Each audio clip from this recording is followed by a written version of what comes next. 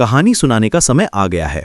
आज मैं आपको एक ऐसी कहानी बताने जा रहा हूं जो हमारे नजरिए को बदल देगी। ये कहानी है टेढ़ी दीवार की। एक ऐसी कहानी जो हमें सिखाती है कि जिंदगी में सबसे बड़ा सच ये है कि हमारी कमियां कभी-कभी हमारी सबसे बड़ी खूबी बन जाती हैं। बहुत साल पहले की बात है। एक राजा ने अपने राज्य में एक भव्य मंदिर बनवाने का फैसला किया। ये मंदिर सिर्फ एक इमारत नहीं था, बल्कि राजा के सपनों का प्रतीक था। सबसे अच्छे कारीगर बुलाए गए, पत्थर तराशने वाले, नक्काशी करने वाले और राजमिस्त्री, सभी अपने काम में माहिर थे।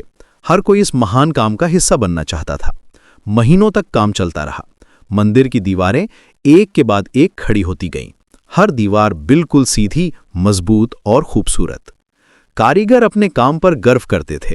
वाह, क्या कारीगरी है, कितनी सटीकता है। लोग तारीफ करते थे।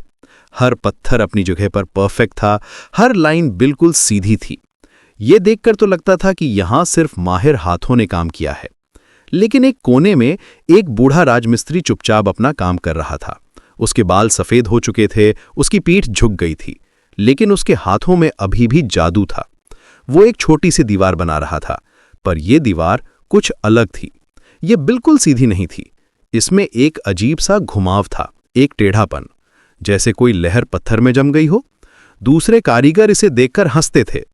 अरे काका, ये क्या बना रहे हो? ये तो ऐसी लग रही है जैसे नशे में चल रही हो। ये मंदिर की शोभा खराब कर देगी। इसे तोड़कर फिर से बनाओ। उनकी हंसी में तंज था, मजाक था। कुछ तो यहां तक कहते थे कि बुढ़ापे में काके के हाथ कांपने लगे हैं। बूढ़ा मिस्त्री कुछ नहीं कहता था। वो बस अपना काम करता रहता था। उसके हाथ थरथराते थे, लेकिन वो दीवार को वैसे ही बनाता रहा जैसे वो चाहता था। जैसे उसके दिल में कोई प्लान था, कोई विजन था जो दूसरों को समझ नहीं आ रही थी। वो टेढ़ी दीवार खुद भी शर्मिंदा महसूस करती थी। उसे लगता था कि वो उन भव्य सीधी दीवारों के बीच एक बदनुमा दाग है। रात में जब सब सो जाते थे तो वो अकेली खड़ी रहती थी और सोचती थी कि काश वो भी उन दूसरी दीवारों की तरह सीधी और सुंदर होती। जब दूसरी दीवारें अपनी मजबूती और सुंदरता पर गर्व करती थीं, तो वो अपने आप को छुपाना चाहती थी। महीनों बाद मंदिर बनकर तैयार हुआ। ये वाकई एक अद्भुत नजारा था। राजा और मुख्य वास्तुकार निरीक्षण के लिए आए। वे हर कोने को देख रहे थे, हर दीवार की जांच कर रहे थे। सब कुछ परफेक्ट था। हर डिटेल बिल्कुल वैसी ही थी जैसी योजना में थी। फिर राजा की नजर उस टेढ़ी दीवार पर पड़ी। कारीगर डर गए। उनका दिल जोर से धड़कने लगा। उन्होंने सोचा कि अब तो बड़ी मुसीबत आएगी। वे राजा से कहने लगे, महाराज क्षमा करें, ये दीवार थोड़ी खराब बन गई है। हम इसे जल्द ही तुड़वाकर सीधी करवा देंगे।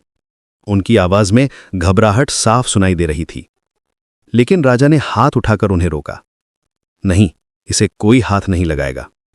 उसकी आवाज में अजीब सा जोश था, एक अलग ही कॉन्फिडेंस था। सभी हैरान रह गए। राजा ने कहा, क्या तुम लोग देख नहीं पा रहे हो? उसकी आंखों में एक अलग सी चमक थी।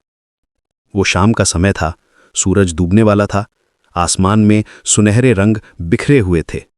राजा ने सबको मंदिर के अंदर ले जाकर गर्भगृह दिखाया। वहां भगवान की मूर्ति स्थापित थी। मूर्ति बेहद खूबसूरत थी, लेकिन अभी तक अंधेरे में छुपी हुई थी। देखो, राजा ने कहा, मंदिर की बाकी सारी दीवारें इमारत का हिस्सा हैं। वे छत का बोझ उठा रही हैं। वे मजबूत हैं, सीधी हैं, जैसी उन्हें होना चाहिए। वे अपना काम बखूबी कर रही हैं। फिर उसने उस टेढ़ी दीवार की तरफ इशारा किया। लेकिन यह दीवार, इस दीवार के इस अजीब घुमाव के कारण ही शाम की डूबती सूरज की किरणें ठीक इस एंगल से टकराकर मंदिर के गर्भगृह में स्थापित मूर्ति के चेहरे पर पड़ रही हैं। सच में उस वक्त भगवान की मूर्ति का चेहरा सुनहरी रोशनी से चमक रहा था। ये रोशनी सिर्फ उस टेढ़ी दीवार के कारण ही वहां पहुंच पा रही थी। ये एक जादुई नजारा था, मानो भगवान खुद मुस्कुरा रहे हों। राजा की आंखों में आंसू आ गए। ये टेढ़ी दीवार ही है जो भगवान के चेहरे को रोशन कर रही है। बाकी सीधी दीवारें तो सिर्फ ढांचा हैं। ये टेढ़ी दीवार इस मंदिर की आत्मा है। बूढ़े मिस्त्री की आंखें भर आई। उसे समझ आ गया कि उसने जो बनाया था वो कोई गलती नहीं थी, ये तो उसका सबसे बड़ा योगदान था। उसकी कमी असल में उसका सबसे बड़ा उद्देश्य था। उस दिन सबको एक बड़ी सीख मिली। जो चीज हमें गलत लगती है जरूरी नहीं कि वो वाकई गलत हो। कभी कभी हमारी कमी ही हमारी सबसे बड़ी खूबी होती है। उस टेढ़ी दीवार की तरह हम सभी में कुछ ना कुछ अलग है, कुछ ऐसा जो दूसरों से अलग